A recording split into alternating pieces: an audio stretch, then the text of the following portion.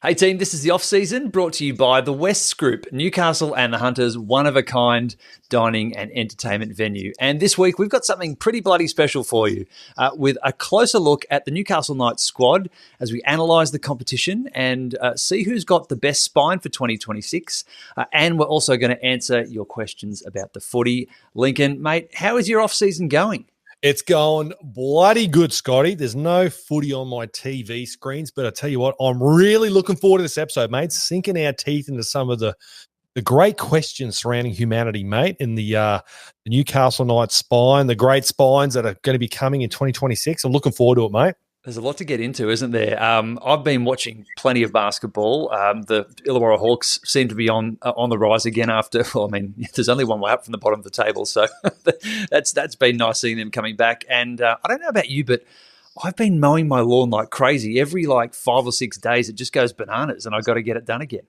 Wow, hasn't it, mate? Yeah, I tell you what, that's the one thing about summer. But I tell you what, how good is it? It's one of my pleasures in life is sitting back, mowing the lawn, and then just looking over your great work with a cold beer, mate, after you've just been sweating it out in the sun, pal. Oh, you're so right. Right. And I think I've got mine down to such fine art now. I reckon they could play one of the Ashes tests in my backyard and I'd be pretty okay. Yours is immaculate, pal. Truly, yeah. You're not overselling it there, mate. You've nailed yours. Yours is looking pristine. Do you know what I did last weekend? I actually mowed it both ways on the same day to try and get a perfect cut. Of course you did. Of course you did. Well, it's working, mate. It's looking a treat. Thank you, mate. You're very kind. Let's have a look now at the Newcastle Knights squad and how they're preparing this off-season right after this. Big session out there today for Knights centre Bradman Best. What's the recovery plan, Braddy? Ice bath or pizza? Mate, I'll take a wood-fired pizza over cold water any day. Fair call. Fire and Stone Pizzeria at West City is serving up proper Italian-style pizzas from 2:30pm Wednesday to Sunday. Or hit the bistro, open every day for lunch and dinner. I eat like I play, no mucking around. Search West City for great food, drinks and good times. We're back with the off-season, and today we are breaking down some of the key ins for the Newcastle Knights for 2026. And we're going to have a bit of a look at how they might all fit together, Lincoln. And there's a few pieces here that are new that we're going to analyse and have a look at. And I think there's a few different ways that, this could all come together. So I'm really interested to hear what you've got to say about this. Let's start with Dylan Brown. There was questions about his deal, 10 years at around $1.3 million a year. It's big bickies, and that obviously brings a lot of pressure. He had an indifferent year for Parramatta, but, people are already talking about how excited they are for him to come to Newcastle after the Pacific Championships. And he's starting to talk that way too. How are you feeling now, having seen him play outside of that Parramatta system? Oh, mate, it was just a pleasure to watch. Truly, you couldn't talk it up anymore. What more could honestly all us Knights supporters want to see was a guy just playing with uber confidence. Just lighting it up. Literally, he's going to win the Golden Boot, Scotty. Said it before, said it again. Money is going to bring pressure. Change is going to bring opportunity, and criticism is going to bring motivation. Those three things are just going to elevate Dylan Brown to a whole nother level. And you're right, the pieces that are going to surround him in this Knights team, I think are just going to make him flourish even more so. Talk to me about his strengths. What do you think he brings? Because we've heard Sean Johnson analyse it a little bit, but what are you excited about him bringing to the team? What are his strengths as you see them? Oh, there's no question. His ball running, his ball running in the Pacific Championships was second to none. Just creating opportunities in and outside of him.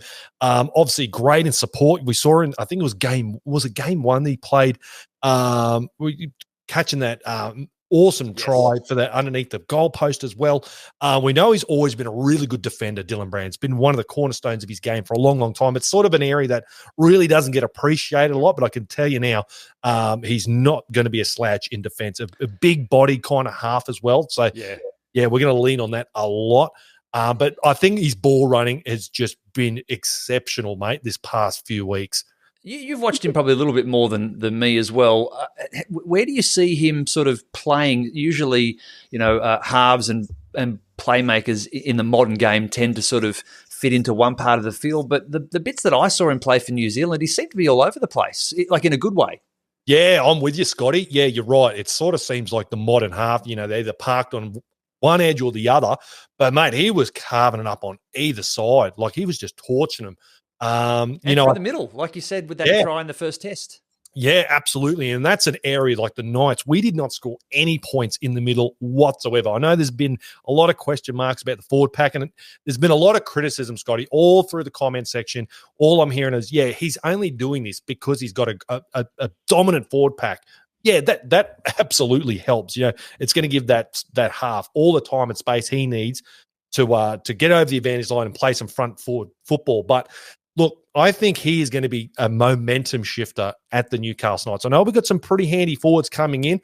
Trey Mooney, I think, is going to be huge for us. Like, don't sleep on Trey Mooney. He's going to be creating opportunities, quick play the ball and bending the line for the Knights in 2026. It's just going to be very interesting.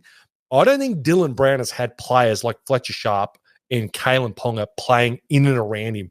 Just the triple threat. Could you imagine, Scotty, being a defender and you're marking up and you've got those three guys in and around? You wouldn't know which way to look, mate, truly. It's so exciting. There's genuine pace and genuine ball playing now in our team, which we haven't had for a while. You've also got big bodies in there too now with Dom Young back as well. Either finishing or really bringing the ball back and creating space. Like you said, there's some big bodies in the middle now, and this ball playing ability. Where do you reckon, though, he's going to play? And we're going to talk about some of the other players that sort of fit in around him. But, he's been a 6. He played as a 6 for New Zealand. Do you think the Knights, they haven't said this publicly, do you think he has been bought as a 7, or do you think he's just been brought in as a key half and that they're going to build the side around that? Initially, Scotty, because of Adam O'Brien, I really thought they were just going to double down and go, no, he is going to be the 7. He's going to be the guy. But look, since, obviously the Adam O'Brien era has ended, Justin Holbrook's in, Sandon Smith's really going to be, I think he's going to change how I certainly see him coming. Mate, honestly, I think when you've got the most informed 5'8" in the competition, we've seen him, what he's just done in the Pac Champs. As you said, he's played in grand finals. I think they're just going to go, you know what, he is our dude at 6. And we're gonna try and find him a long-term halves pairing. That's how I'm feeling it. I know I've gone in the bat early on, and I'm pretty sure someone somewhere along the lines was alluding, might have been Adam O'Brien, as maybe playing him as a 7, and there was a lot of criticism around that. But yeah, I think they're gonna plug him in at 6. It's just 2 spine positions. We know Kalen Ponga at 1, Dylan Brown at 6, and the other 2 is going to be, I think, up in the air. I don't think it's out of the question him playing as a 7. Look at somebody, and I know they're different types of players, but look at someone like a Sam Walker at the Roosters who has been playing 7, and he is not your traditional controlling half. And I think, we need a little bit more of an open mind about how teams can play together and, what the mix of skills is through the spine.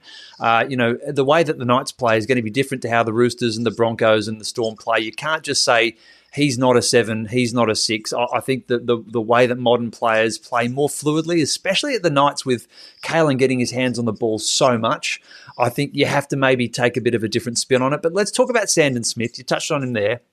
22 years old, coming in from the Roosters. He's almost played 50 NRL games already, and he's a great goal kicker. For me, I want him in my starting team. I'm interested to know where you think he might line up. You've touched on him there, maybe as the starting 7, which excites me. With his kicking game and his goal kicking ability.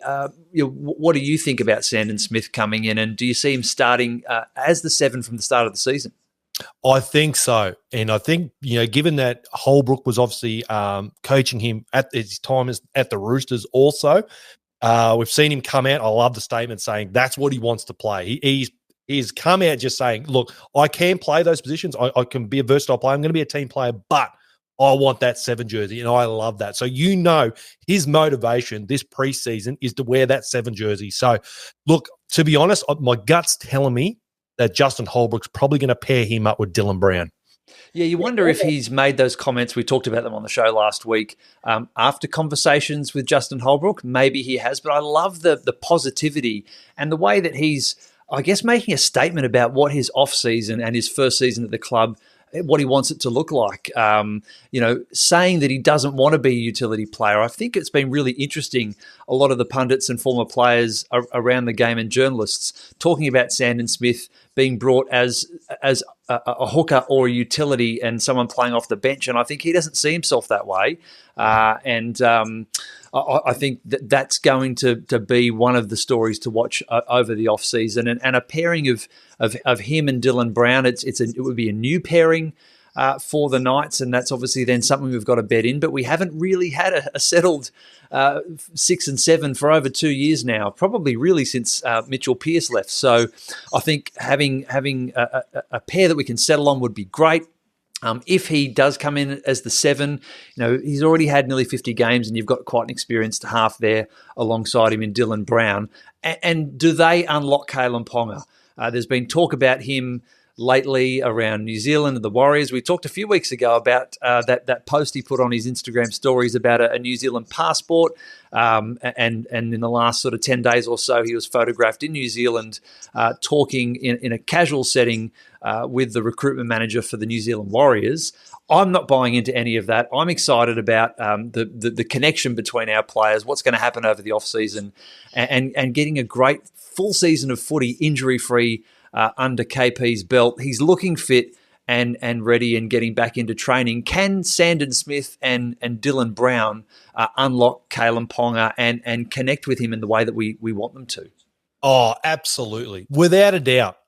It's going to take time. Like, I'm hoping, look, let's be honest. In an ideal world, we see it from Vegas, round one, it all clicks, off we go. But look, I will say it, I've said it time and time again, you've got to have patience with these things. As you said, it's going to be a new halves pairing, a very revamped spine. It might take a little time to click. I always throw back to the 2018 Roosters. It took a little time for them. There was plenty of criticism, and they went on to win back-to-back comps. I have no doubt, particularly Dylan Brown, that the great criticism of the Knights has always been, whatever side KP plays, defense just stacks that side because it's just all our eggs seem to be in that basket when it comes to offense. Well, now, let's be honest, you're going to have a golden boot winner and you're going to have a Dally M caliber player just causing an absolute mess for defenses. They're not going to not know where to look. And then it said, Fletcher Sharp, we've been robbed of some great football from Fletcher Sharp, unfortunately, with that horrible injury, but he could have been easily our best player in 2025. He was that good. So, mate, it's going to be so exciting. There is honestly going to be so much strike for the Newcastle Knights in 2026 to look forward to. We all love Kalen Ponga. He's given us so many great years already. That 2023 run was incredible. Dally M Player of the Year, as you said. He's had injury issues, though, as we know, which, there's been a range of them, and, that's just been the circumstances. But what's he got to do to get back to that 2023 form? He looks so fit at the moment. Is it really just a case of being able to spend time on the field and stack those games back to back? Like, what do you think, we want to see from him as a player in 2026 to really be at his best for the Knights? Yeah, it's interesting because, that 2023 season, it was truly remarkable. He was a guy we were looking at, could have quite easily retired from the game. It was literally touch and go. He's over in Canada doing all sorts of stuff to do with his concussion. We're sitting back here in Australia going, is this the last we've seen of Kalen Ponga? Completely miraculous. Talk about white hot form. I don't think we've seen a player come back in such tremendous form given the circumstances going to win a Dally M. So we know the incredible ceiling that's on Kalen Ponga. I just think he just hasn't had a consistent team around him that's how do I say this respectfully, matched it with him, to offer a point of difference in attack. It's sort of always just been on Kalen's shoulders. And, 2020, even throughout this season, he was playing pretty hurt. He had some rib cartilage stuff that really wasn't reported on too much. So, he didn't have as good a season as he had prior to that. But I think, the arrival of Dylan Brown can't be understated. Those two guys spoke immediately before the deal was even done. So Kalen was he was on board with this decision. And I think the Dylan Brown signing is really a showing to Kalen Ponga that the Knights mean business. They want to give him help. They have got him help. They've got him a world-class player. Yeah. So Sandon Smith talked about Kalen and the attraction of playing with him is part of the reason he's come to the club as well. So I don't think, none of these decisions are taken in isolation. We know the players, of course, are talking to each other, and there was a chance encounter between Sandon and Kalen at the Centre of Excellence when he was doing the tour of Newcastle to work out whether he wanted to come to Newcastle. He was looking, I think, at Parramatta as well. He's come to the Steel City and he's come to play with Kalen, and I think there's excitement amongst these new players about playing with him. And I think the existing crew that's there as well that have played for a couple of seasons or more, they're all looking forward to, I think, what some of these new players can bring to the team.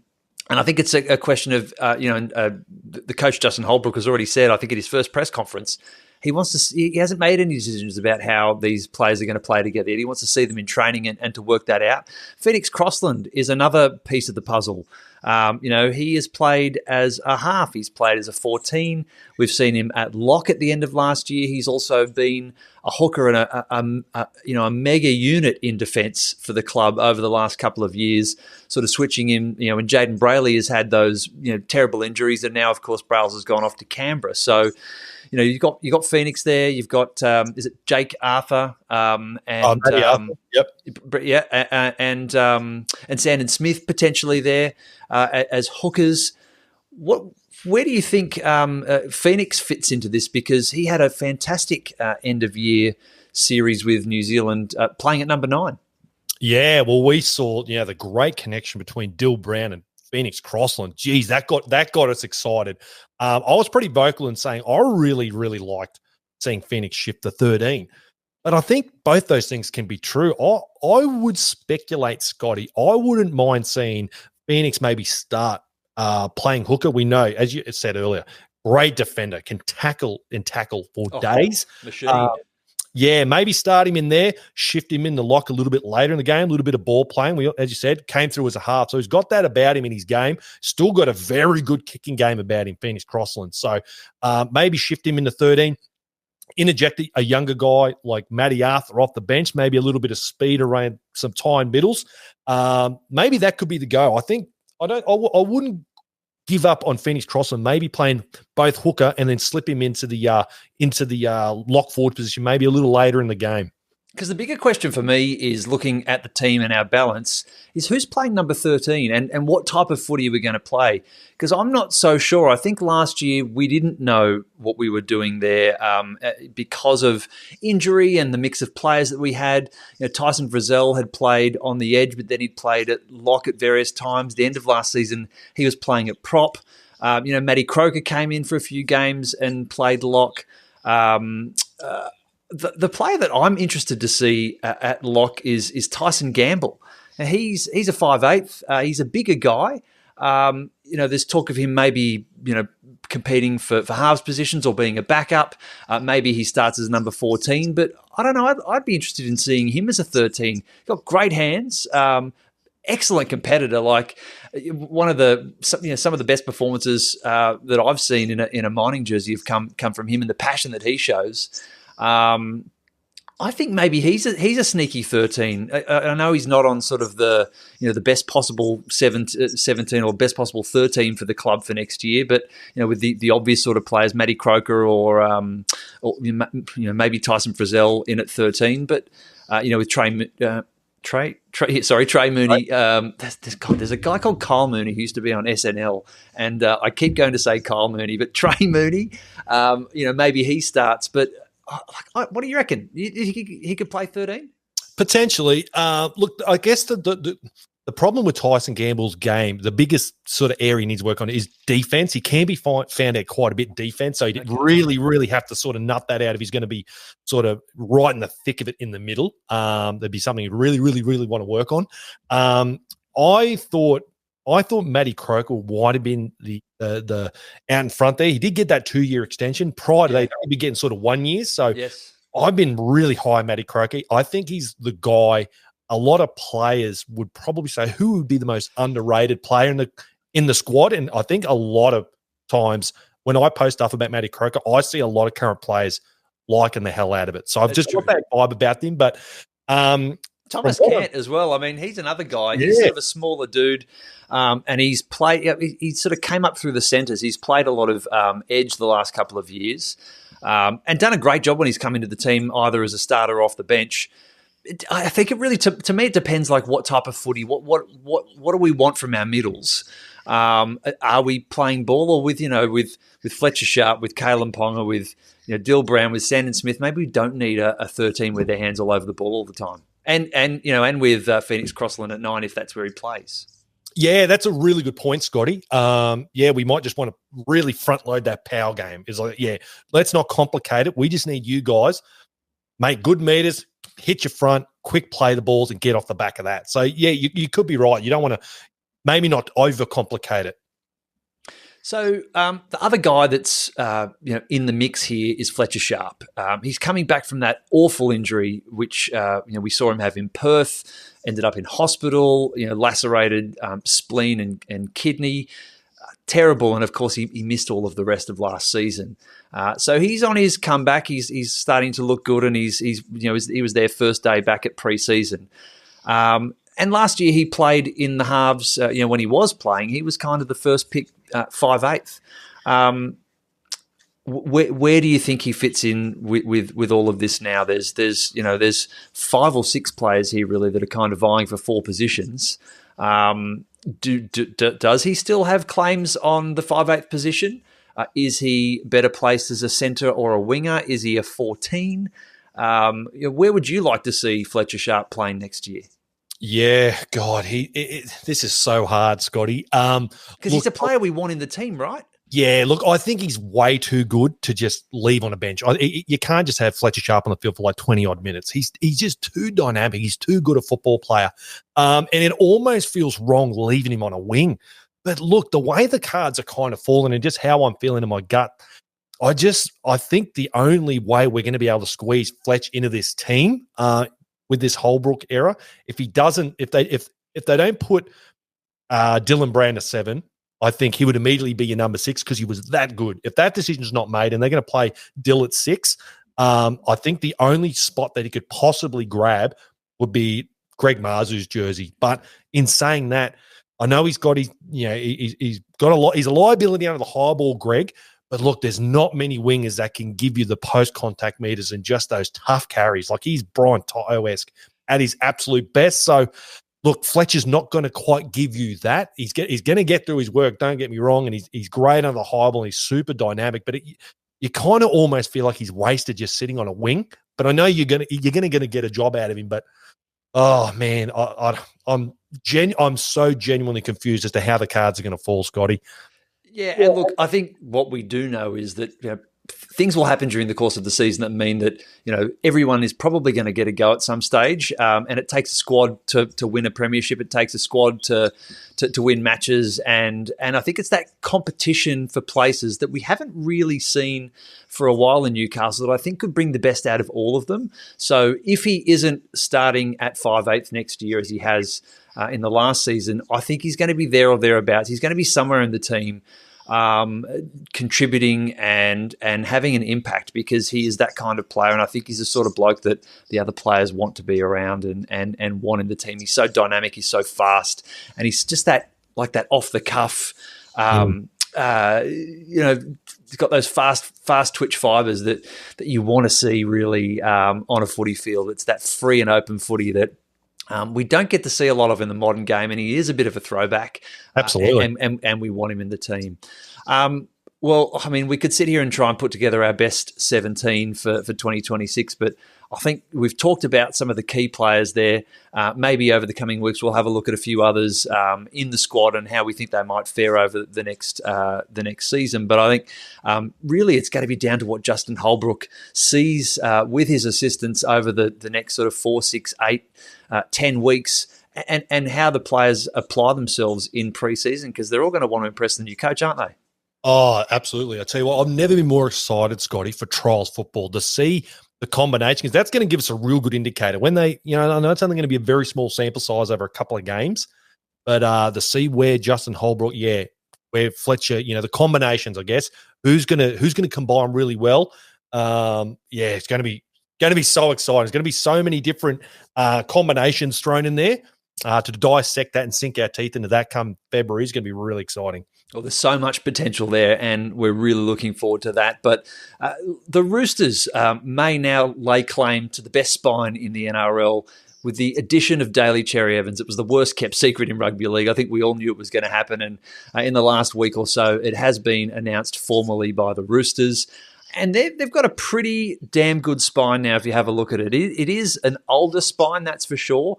But, last week we talked about LeBron James and Cristiano Ronaldo still doing it at the highest level at their age. And, you've got, for the Roosters, James Tedesco at fullback, the Dally M Player of the Year. You've got Sam Walker at 5'8", who is no doubt, in my mind, probably the next half in line for Queensland.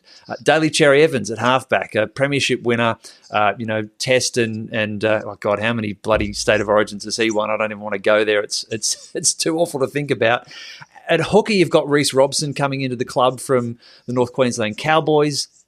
He's been the incumbent for New South Wales over the last couple of seasons at the hooker. And then you've got Connor Watson on the bench who could pretty much slot into any of those positions. What a number 14. He's listed as a hooker on the Roosters website, but like I say, like he could literally play any of those positions, and he's the sort of bloke that you want coming off the bench. What do you make of that? I mean, there's some damn good players across the NRL, but that's a pretty decent spine now. Oh, mate, they're all representative players. Well, that's very good. DCE, Sam Walker for the Maroons. Yeah. James Tedesco, Reece Robson.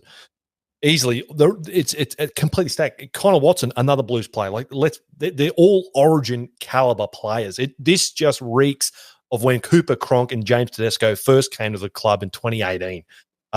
It's stacked, but look, it's still going to be hard. There's a lot of mouths to feed in that spine, and I'm sure it's going to take a little while for Trent Robertson to kind of get them in their groove. It's going to be really interesting. Is this going to be Daly Cherry Evans' team, like the oldest player in the league? As you said, he's been around the block a while, or is he going to play second fiddle? Is it, there's the young up-and-comer Sam Walker.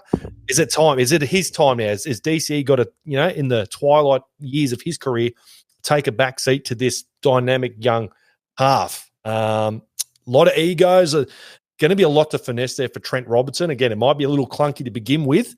But yeah, geez, it is stacked though. It is absolutely a stacked spine. Well, and look, we might have some thanks to give to Daly Cherry Evans because we'll see how the season unfolds. But Sandon Smith wouldn't have come to Newcastle had it not been for DCE going to the Roosters. So that's a tick in the column for us. Happy to see him go there.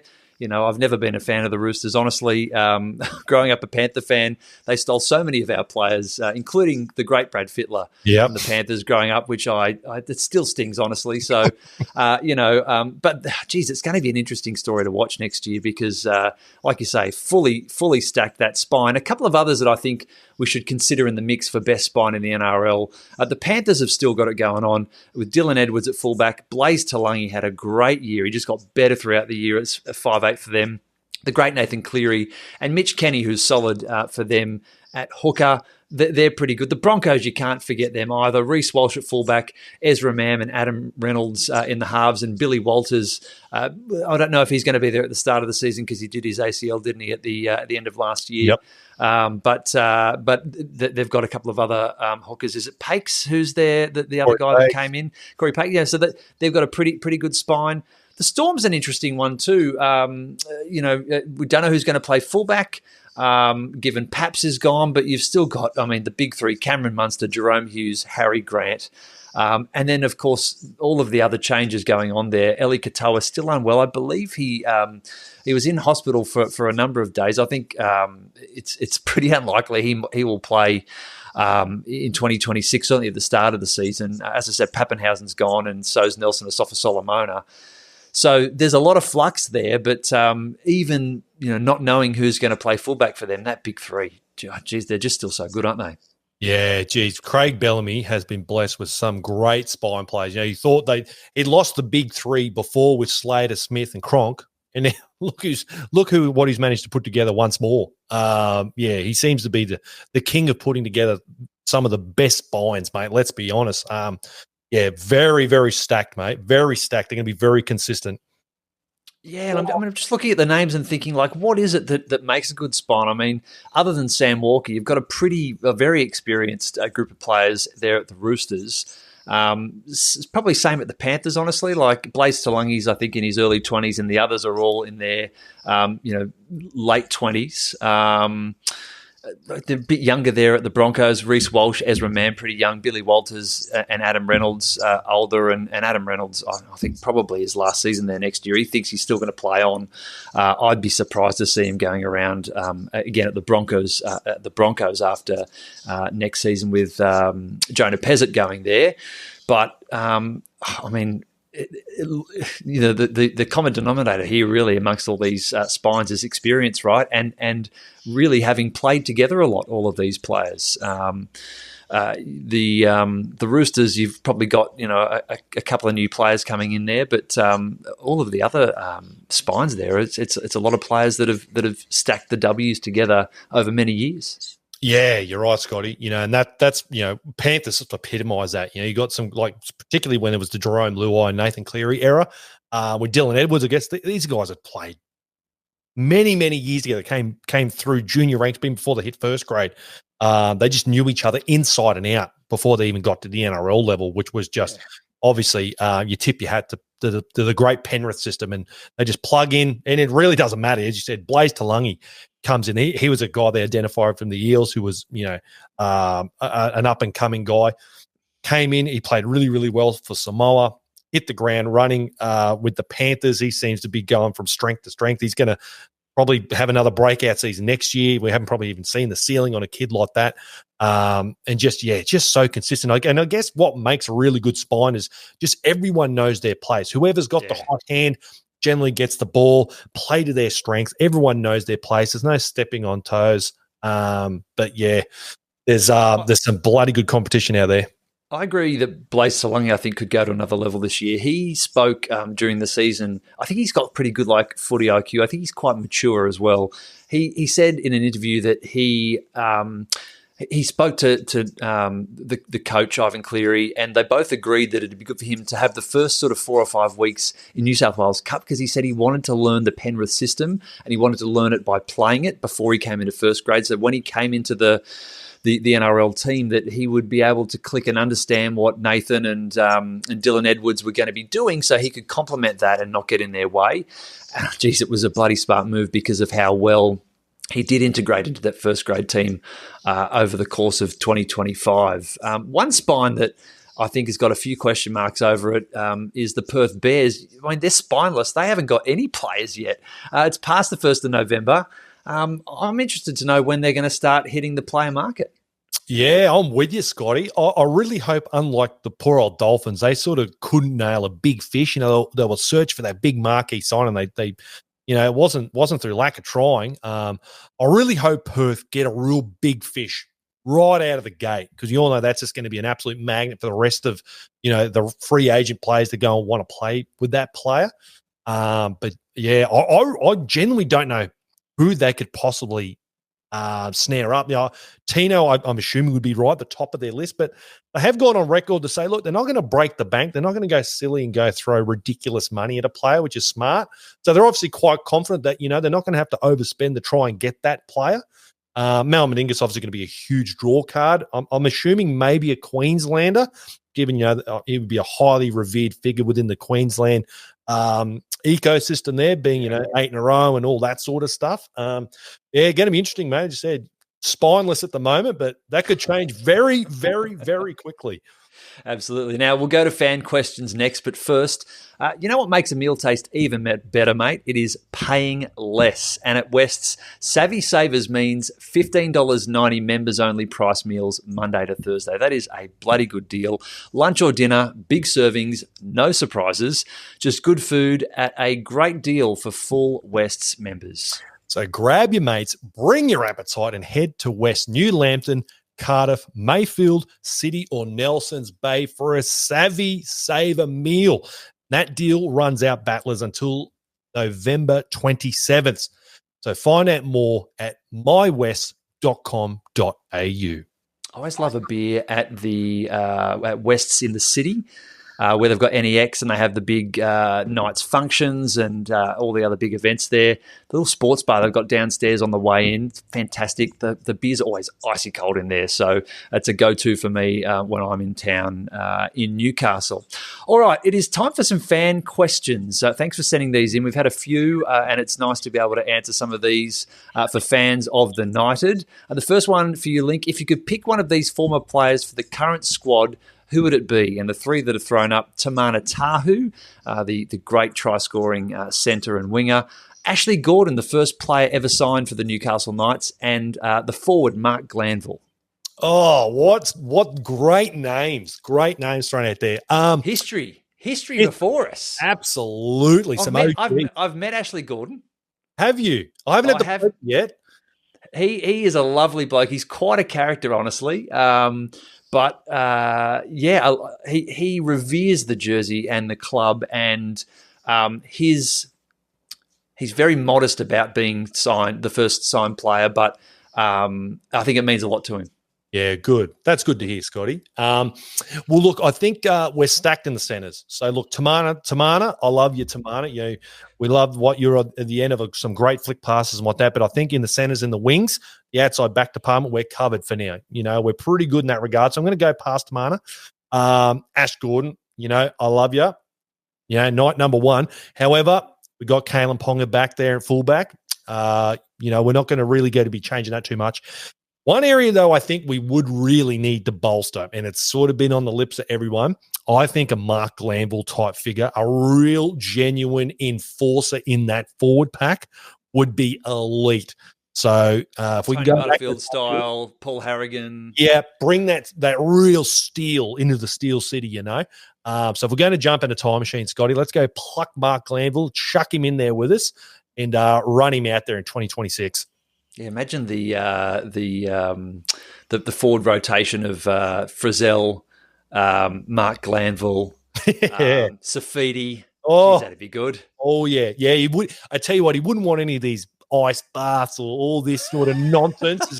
You know what I mean? Like, what's this, boys? Come on. That's it. Hey? Give us a can of new. Yeah, that's all you need, boys. Now, we talked about it a little bit earlier, but another question that's come through is, Lincoln, what style of footy do you expect from Justin Holbrook? Well, yeah, I'm assuming it's going to be very similar to what we saw at his tenure at the Gold Coast Titans. Now, look, the criticism around the Gold Coast Titans, I guess, has always been the defensive resolve isn't quite there. And I think that's more so club culture than it really comes down to coaching. We do not need to worry about the attack. I think he's a great attacking mind. It's what he was there doing at the Roosters, and they absolutely flourished. He had some really, really competent, high-level football players, and they always seem to know what they were doing on the football field. So I think the game plan in far as offense is concerned, which was really, let's be honest, in the last couple of seasons, really let us down.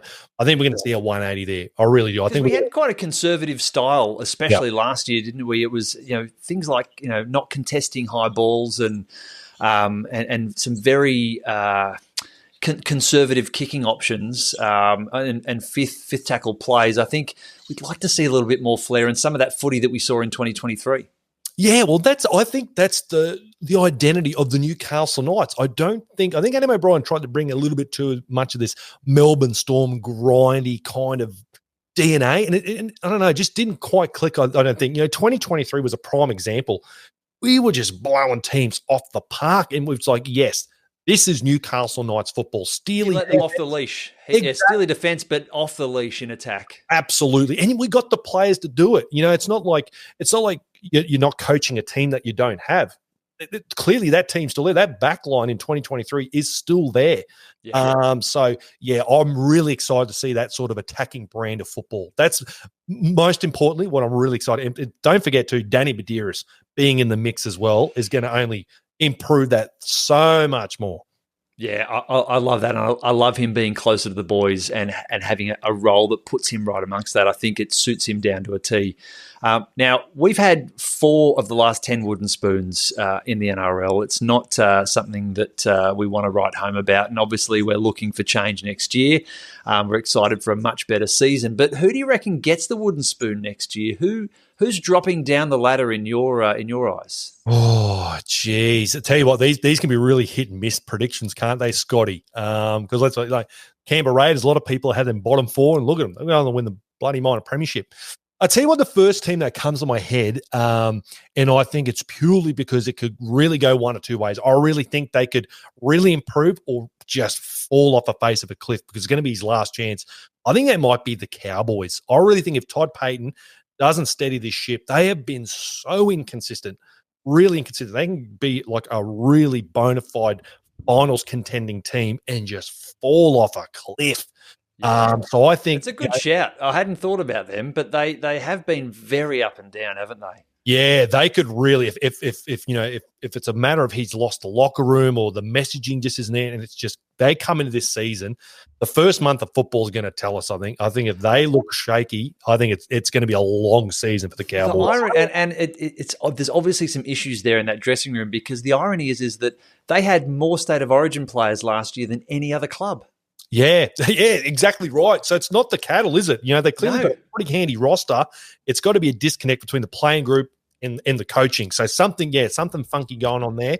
Look, they have given him another 12 months. I think he's completely got all new assistants. They've picked up a new attacking coach, haven't they? Well, yes, they have. So Blake Green. Yeah, Blake Green's up there. So look, I think it's going to be a real make and break. I'm not on the fence of this one. They're going to have either be really big improvers or they are going to slide further down the ladder. So, yeah, give me the Cowboys. I'll tell you who I reckon is going to be the wooden spoon this year, and only because I can't really see much improvement in them, and it's the Dragons. I think they were undercooked last year. They started reasonably well out of the gate. I saw them play the Storm at Cogger Oval early in the season, and they fought pretty hard, and they won pretty convincingly, actually, beat Melbourne really well. I don't know whether Melbourne were just having an off day, and they got them, but they looked pretty good, and I've just forgotten his name, who came from the Eels, the fullback. Gutho. Gutho was the one driving that culture and that effort. It was all effort plays. It was all there wasn't any finesse. It was all like hard, fast footy, and it was all driven by him. And I think it's hard to keep that up when you don't have the sort of the players around you to kind of keep going forward with that energy and with the results. And it fell flat during the season. So I think there's a good chance the same thing could happen to them next year because I don't see any other sort of great players coming in. Lachlan Ilias has left the club. I don't know who's going to be playing halves with Shane Flanagan's son, but look. They could go one of two ways. I think they could, improve a little or get a lot worse. Yeah, they're going to need Gutho to be playing like at least, anything less than 20 games, they're going to be in strife because, without him on the field, you're right. He's, for lack of a better term, their spiritual leader. Yes. We saw it from preseason. He driving the standards, and he's that dude, and he typifies pretty much the way the Dragons played and how Shane Flanagan's team played. It was all pretty much that Gutho all-effort style of play. He's isn't the flashiest. He's not a Kalen Ponga, Reece Walsh type fullback, but I tell you what, he gives you a 10 out of 10 in effort all day, every day. What I will say, the Dragons, they've got some little handy pickups in the juniors. They are going to be a bit green, so whether they can get these guys hitting the ground running and might spark a little something, but chances are that probably a little bit too soon. So got some younger guys coming up, but you could be right. If they get some of their bigger players missing some extended games, they could be in some real strife, the old Dragons. So it's so hard. I actually don't like making predictions like this, but because the people that make them never get them right. The Canberra Raiders is a perfect example from last season. As you said, they tipped to finish at the bottom and they won the minor premiership. So it's always really difficult, but it's fun. It's fun to kind of look ahead and analyse the teams and the game and think, well, which way could it go? A couple of questions that have come in around like how the game is actually played. One question that was sent in via a DM to your Facebook page was this idea that's been floated, and I don't think it's definitely happening yet. I'm not sure, but this idea floated around that the try-scoring team could instead kick off. So instead of receiving the ball to go again when you've scored a try, you actually kick off and give the ball to the team that was that was defending. What do you think about that? That was actually a Super League rule. When the Super League came in and had that season 2027, that's what they did. So it wouldn't be the first time it's sort of been done in the rugby league field. I don't know. I don't really feel that strongly either way around it, to be honest. I don't sort of sit there and ever think, that should be changed, or I don't know. Have you got strong feelings? I don't think it's a huge advantage to receive the ball, behind your own try line, honestly. Like, it's a lot of work to get out of there. And I think momentum isn't in rugby league. It's not just momentum with the ball. It's about how you're playing. It's the intensity that you're playing with. Can you force an error? What do you do when you get the ball back? I think there's more to it than that. It kind of sort of smells a little bit like, the little kids aren't getting picked on by the big kids, if they're performing really, really well and the momentum's in the game and they're scoring try after try. It's like, it feels a bit like a mercy rule. But I don't hate it. I could go either way.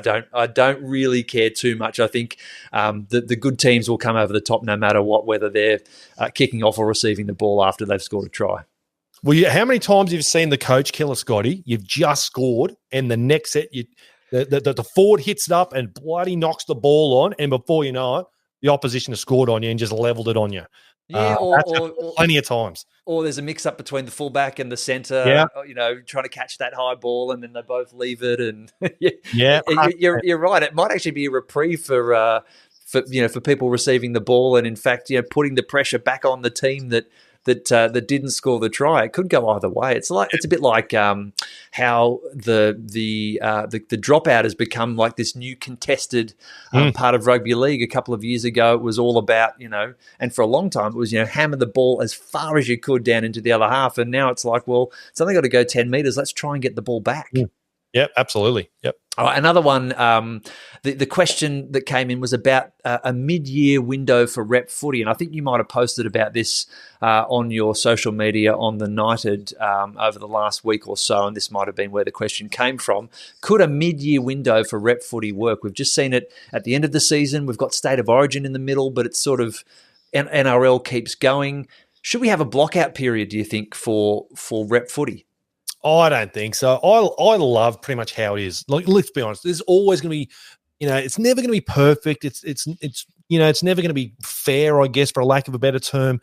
There's no perfect system, but generally the way it is right now, how 2025 has played out, the Origin series in there, we've had this great international football towards the end of it. I wouldn't change a thing. I think it's perfect the way it is. And I know there's always been a knock saying, the Origin teams are affected.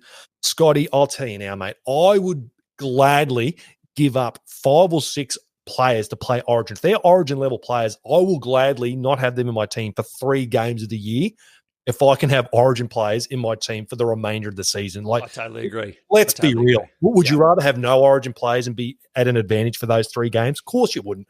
You're going to need those Origin level players to win you games in finals football. It just is. And I think you've also then got fringe players that come into the team that get experience, exactly. which you will need during the finals series if you're there, because people get injured or there's always issues. Someone gets suspended, so you need players that have been blooded and have been part of that team during the course of the year. Do you know what I would change, which I don't love, and it's actually been pushed back even further next year because of the length of the competition, is the women's State of Origin. It starts before their season commences.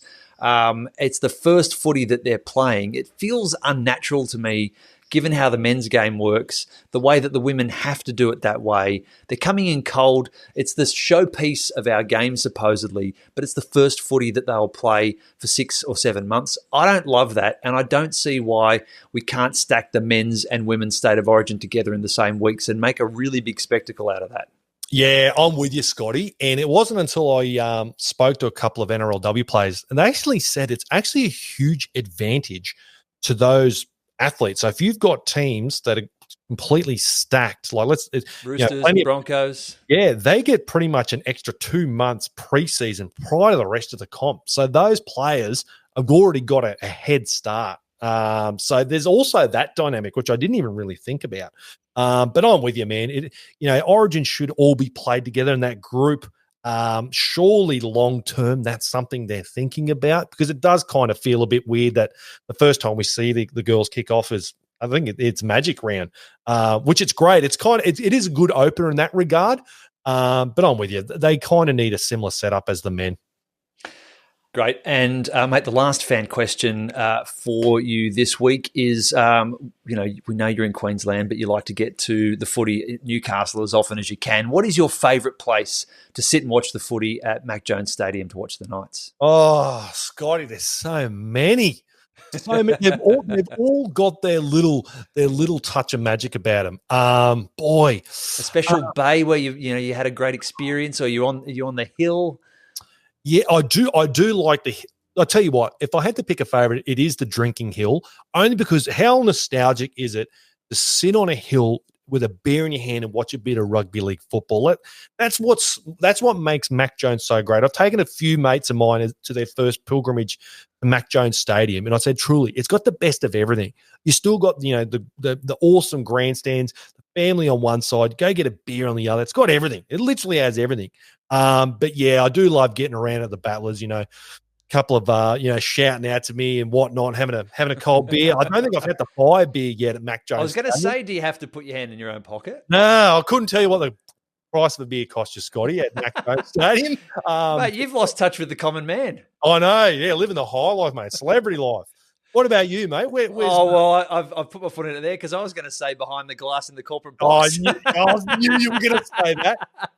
Yeah, up there with your caviar, hey? Oh, I equally, like you, couldn't tell you what a beer costs at the footy. It's been a long time since I've paid for one at Mac Jones Stadium. I reckon the last time, honestly, I sat in the crowd and watched the footy in the stand. I actually saw the Socceroos play in the Asian Cup semi-final. I think it was in 2015. I sat in the Eastern Grandstand, and that was unbelievable. The ground was full.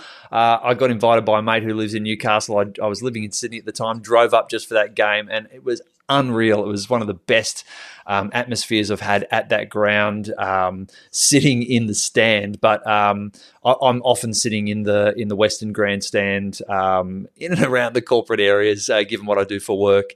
And I love the view from there. Often we're sort of in where I generally sit is like the northwestern corner of the ground.